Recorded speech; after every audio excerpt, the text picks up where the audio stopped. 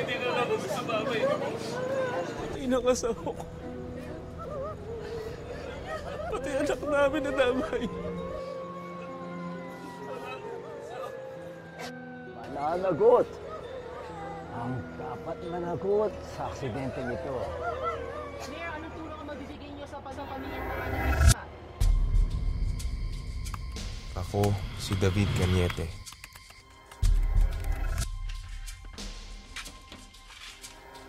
Malapit na assistant ni Mayor Heroncio Pastrana ng bayan ng Amatapad.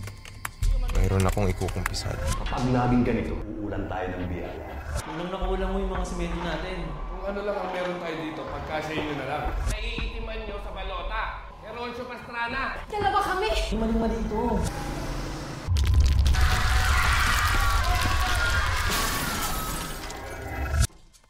Saksi ako sa pandaraya, pangungurakot at panlulokong ginawa ni Mayor Pastrana sa bayan ng Amatapad.